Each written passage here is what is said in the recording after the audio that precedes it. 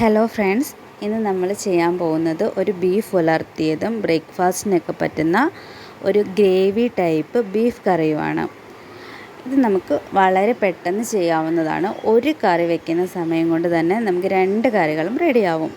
അതായത് രാവിലെ നമ്മൾ ഇത് വെക്കുവാണെങ്കിൽ ബ്രേക്ക്ഫാസ്റ്റും ലഞ്ചിനുള്ള കറിയും ഒരുമിച്ച് റെഡിയാകുമ്പോൾ നമുക്ക് സൺഡേ ഒക്കെ പുറത്ത് പോകണമെങ്കിൽ പെട്ടെന്ന് തന്നെ ജോലിയൊക്കെ തീർത്തിട്ട് പോകാൻ പറ്റും. അപ്പോൾ അതിന് വേണ്ടിയിട്ടുള്ള ഇൻഗ്രീഡിയൻസ് എന്തൊക്കെയാണെന്ന് വെച്ചാൽ 2 സവോള, കുറച്ച് ചെറിയുള്ളി, 4 തക്കാളി, 2 കുടം വെളുത്തുള്ളി, ഒരു വലിയ കഷ്ണം ഇഞ്ചി, 3 പച്ചമുളക്.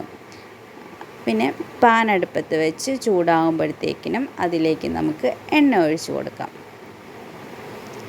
അതിലെടുക്കാത്തൊരു കാര്യം, നമ്മൾ കുറച്ച് തേങ്ങാക്കൊത്തും കൂടെ എടുത്ത് വെക്കുന്നുണ്ട്. അത് ഞാൻ അതിൽ കാണിക്കാൻ വിട്ടുപോയി. എണ്ണ ചൂടാകുമ്പോഴത്തേക്കിനും കടുക് ഇട്ട് അത് പൊട്ടി വരുമ്പോഴത്തേക്കിനും ബാക്കിയുള്ള കാര്യങ്ങൾ നമുക്ക് ചേർത്ത് കൊടുക്കാം. കടുക് പൊട്ടിത്തുടങ്ങി അപ്പോൾ നമുക്ക് ഉള്ളിയും സവോളയും കൂടെ അരിഞ്ഞു വെച്ചിരിക്കുന്നത് ചേർത്ത് കൊടുക്കാം. ഉള്ളി പൊളിച്ചെടുക്കാൻ ബുദ്ധിമുട്ടുള്ളവർക്ക് 3 സവോള ചേർത്താൽ മതി. ഞാൻ ചേർത്തിരിക്കുന്നത് 2 സവോളയും കുറച്ച് ചെറിയുള്ളിയുമാണ്. അതിന് പകരം 3 സവോളയാണെങ്കിലും മതി.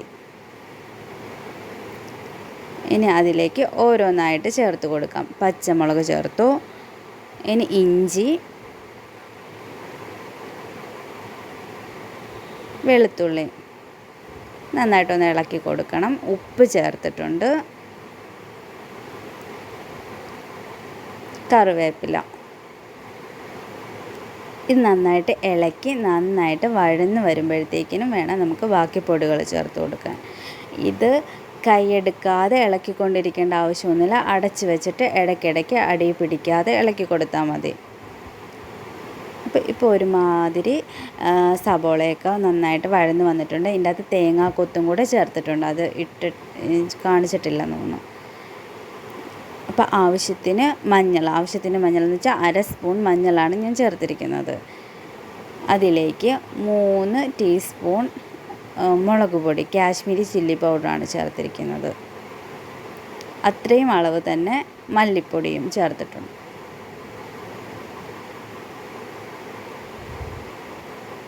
ഇനി നമുക്ക് ഇത് പൊടികൾ കരിയാതെ നന്നായിട്ട് വഴറ്റി കൊടുക്കണം.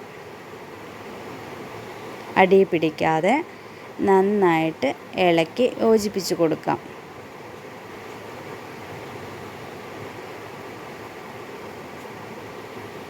ഇതിപ്പോൾ നന്നായിട്ട് പൊടികളെല്ലാം അടി പിടിക്കാതെ നമ്മുടെ ഉള്ളിയും ഒക്കെ ആയിട്ട് യോജിച്ച് വന്നിട്ടുണ്ട്. അതിലേക്ക് തക്കാളി ചേർത്ത് കൊടുക്കാം. അരിഞ്ഞു വെച്ചിരിക്കുന്ന 4 ചെറിയ തക്കാളിയാണ് ചേർത്തിരിക്കുന്നത്. ഒരു 3 വലിയ തക്കാളി ചേർത്താലും മതി. വലിയ തക്കാളി ആണെങ്കിൽ 3 എണ്ണം ചേർത്താൽ മതി.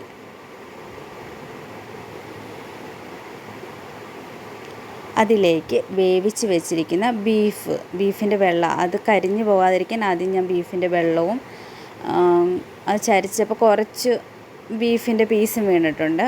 അപ്പോൾ അതൊന്ന് ഇളക്കി കൊടുക്കാം. എന്നിട്ട് ബാക്കി കുക്കറിലുള്ള ബീഫും കൂടെ നമുക്കതിൽ ചേർത്ത് കൊടുക്കാം. ബീഫിൻ്റെ അകത്ത് നമ്മൾ ചേർത്തിരിക്കുന്നതെന്ന് പറയുന്നത് ഇഞ്ചി വെളുത്തുള്ളി പേസ്റ്റ് ചേർത്തിട്ടുണ്ട്, മഞ്ഞൾപ്പൊടി, പാകത്തിന് ഉപ്പ്, കുരുമുളക് പൊടിയും കുറച്ച് ഗരം മസാല പൗഡറും ചേർത്തിട്ടുണ്ട്. 1 വലിയ സ്പൂൺ കുരുമുളക് പൊടി അതിൽ ചേർത്തിട്ടുണ്ടായിരുന്നു. ഇത് നന്നായിട്ട് ഇളക്കി കൊടുക്കാം. അപ്പോൾ കുക്കറിലുള്ള ബാക്കി ബീഫും കൂടി ഇതിലേക്ക് ചേർത്തിട്ടുണ്ട്. ഇത് 1 കിലോ ബീഫാണ് എടുത്തിരിക്കുന്നത്. നന്നായിട്ട് ഇളക്കി യോജിപ്പിച്ച് കൊടുക്കാം.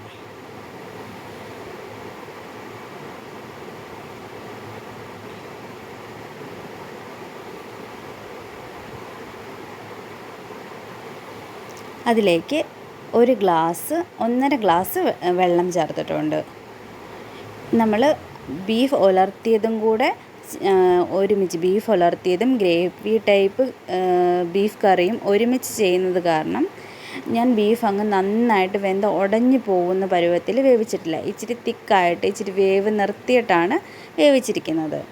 അല്ലെങ്കിൽ ബീഫ് ഉലർത്തിയത് ചെയ്യുമ്പോൾ ബീഫെല്ലാം പൊടിഞ്ഞ് ഒരുമാതിരി കുഴഞ്ഞിരിക്കും.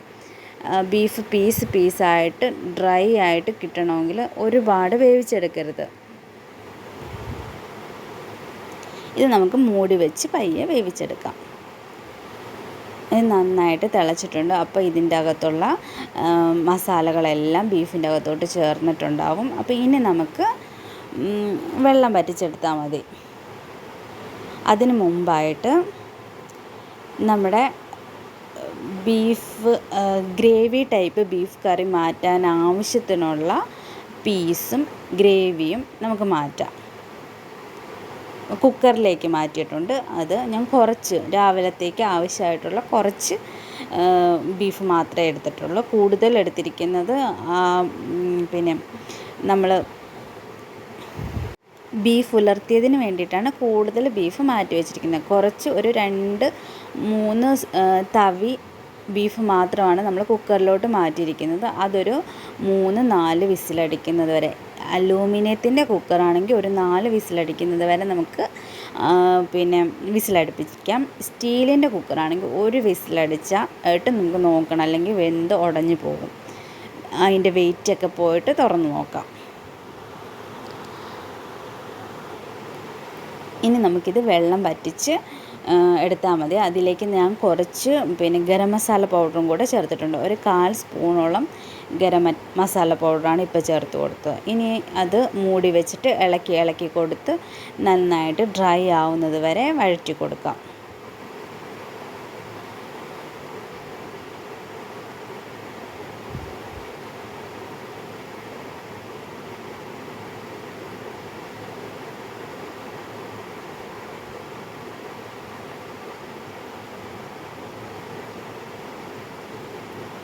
ഇതിപ്പം നന്നായിട്ട് വഴന്ന് വന്നിട്ടുണ്ട്. ഇത് അടിയിൽ പിടിക്കാതെ, അടിയിൽ പറ്റാത്ത രീതിയിൽ നല്ല രീതിയിൽ ഇളക്കി കൊടുക്കണം.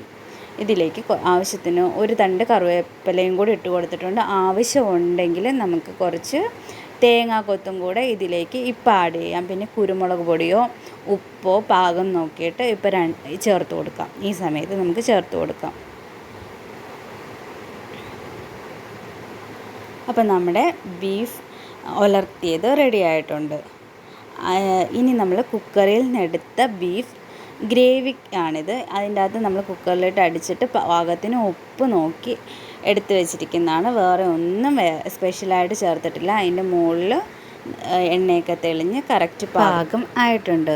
അപ്പം ഞാനിന്ന് ചെയ്ത 2 ഡിഷും നിങ്ങൾക്ക് തീർച്ചയായിട്ടും ഇഷ്ടപ്പെടും. നിങ്ങളൊന്ന് ട്രൈ ചെയ്ത് നോക്കണം, ഉറപ്പായിട്ടും ഇഷ്ടപ്പെടും. ഇഷ്ടപ്പെടുവാണെങ്കിൽ ചാനലൊന്ന് സബ്സ്ക്രൈബ് ചെയ്യണേ. അപ്പോൾ ബൈ. അടുത്ത വീഡിയോ ആയിട്ട് വീണ്ടും കാണാം.